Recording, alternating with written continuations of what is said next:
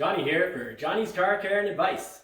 Today, what I want to cover is the 2021 Ford Bronco and what's wrong with that 6-cylinder engine. So I'm going to cover what's wrong with it, I'm going to cover what's good about it, and I'm going to cover what best Bronco you should build in order to get a 6-cylinder engine without it costing you too much.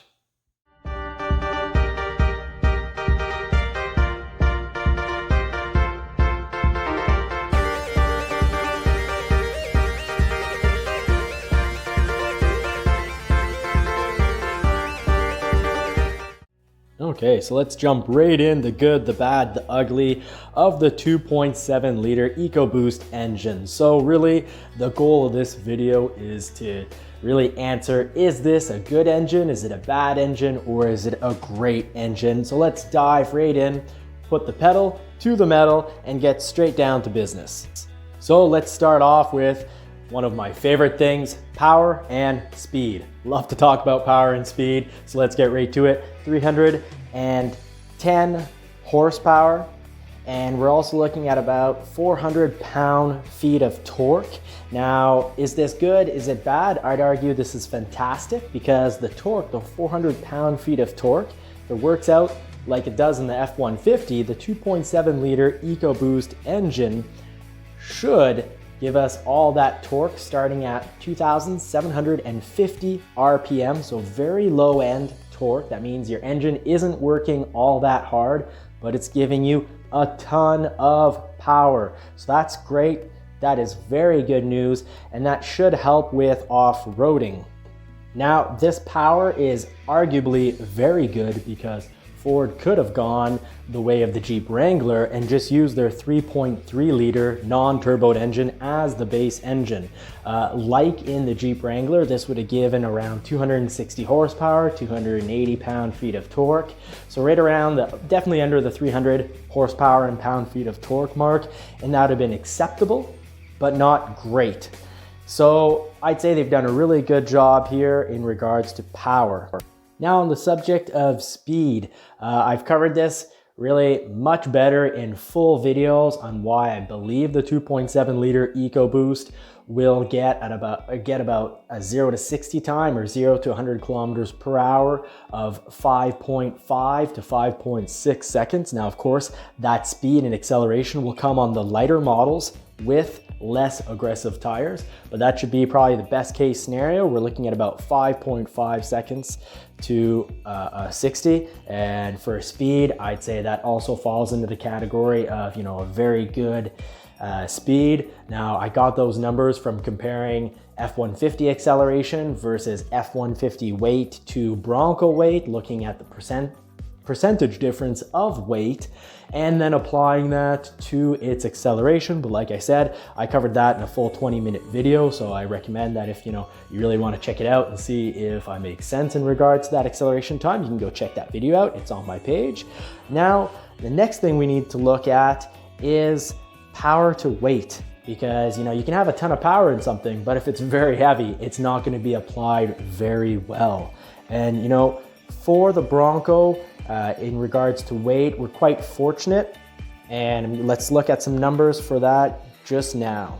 So until recently, all my acceleration numbers and all the numbers I've been giving for weight have been 4,450 pounds, because that's what was on Ford's specs sheet, and that's what we could get from Google. But thankfully Motor Trend just came out with an article, and they're putting the weight more between 3,950 pounds to 4,450 pounds. So that's give or take 500 pounds based on equipment and whether you go with a 2-door to a 4-door version. So being that an F-150 that uses the 2.7 liter Ecoboost engine is quite fast, I'd say that with this weighing in quite a bit less, 500 all the way to 1,000 pounds less than an F-150. The power to weight ratio is actually excellent, should make this vehicle quite fast. So we've covered power, we've covered speed.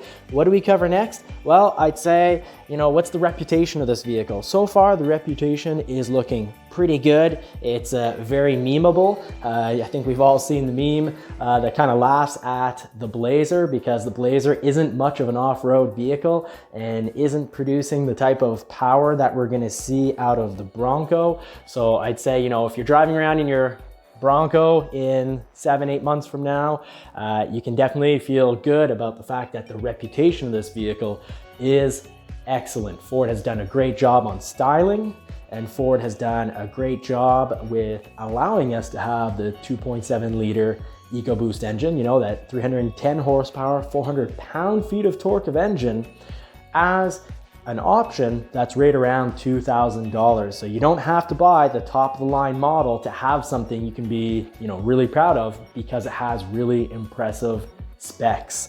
So Ford did a great job on this. So this is a really strong point. This is definitely under the good or great category. Now, other than low-end torque, how's this 2.7 liter gonna perform off-road? Well, this can definitely fall under the bad, the ugly category. If you add the 2.7 liter to any of the models that have 8.4 inch ground clearance, this would not make a great off-road vehicle. So, you know, I put down the chart here so that you can see that you definitely want to try to increase your ride height. Now, a few ideas for that: you can either get the model that interests you and almost certainly be able to lift the vehicle safely by 1 or 2 inches, the way we can F-150s. We just add spacers on the vehicle. 1 or 2 inches has not caused very much in regards to mechanical problems. So I think that's a safe bet. But as promised, I did say that I would cover a great way to get the Ecoboost engine. And I'd argue that's with getting an Outer Banks. If you get an Outer Banks, now it comes automatic.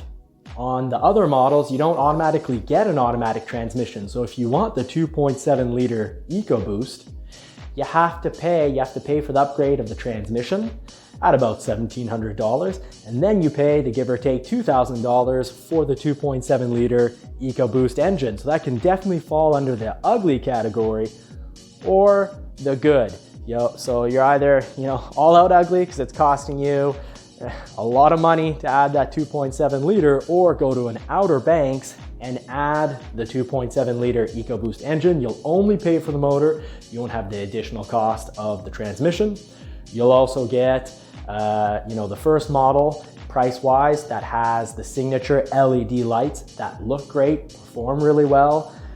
So you're getting good look, you're getting creature comforts inside. It's also the only model, the Outer Banks, that has the interior at the moment that will be gray and blue, whether you get it in material or leather, and that interior looks fantastic. Also, what's really interesting about the automatic transmission is this right here. The 4x4 automatic mode turns your gears into a 95:1 ratio for your crawl ratio, making it an even more capable off-road machine. Now keep in mind, on most models you have to pay for this. On the Badlands it comes standard with the auto that comes with that one, so you just need to decide what kind of off-roading you're going to do. But combined with the 2.7 liter and its low-end torque, it makes for an awesome off-road machine because of that crazy crawl gear.